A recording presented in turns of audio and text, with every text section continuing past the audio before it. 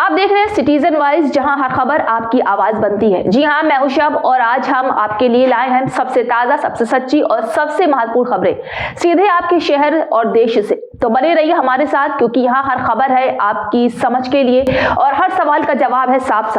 योगी आदित्यनाथ और शुभेंदु अधिकारी की मुलाकात ने एक बार फिर राजनीतिक चर्चाओं को तेज कर दिया है। कार्यक्रम के दौरान सीएम योगी आदित्यनाथ ने शुभेंदु अधिकारी को अपना भगवा गमछा पहनाकर सम्मानित किया, जिसके बाद वहां मौजूद कार्यकर्ताओं में उत्साह देखने को मिला। इसी खास मौके को लेकर राजनीतिक गलियारों में कई तरह की चर्चाएं शुरू हो गई है। शुभेंदु अधिकारी ने भी सीएम योगी का आभार जताते हुए कहा कि राष्ट्रवाद और विकास की राजनीति को जनता का लगातार समर्थन मिल रहा है। वहीं इस दृश्य के सामने आने के बाद सोशल मीडिया पर भी तस्वीरें तेजी से वायरल हो रही है और समर्थक इसे बड़ा राजनीतिक संदेश मान रहे हैं। देखिए इस वीडियो में।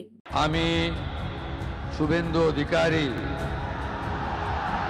ঈশ্বরের নামে শপথ করিতেছি যে বিধি দ্বারা স্থাপিত ভারতের সংবিধানের প্রতি আমি অকৃত্রিম নিষ্ঠা ও আনুগত্য পোষণ করি।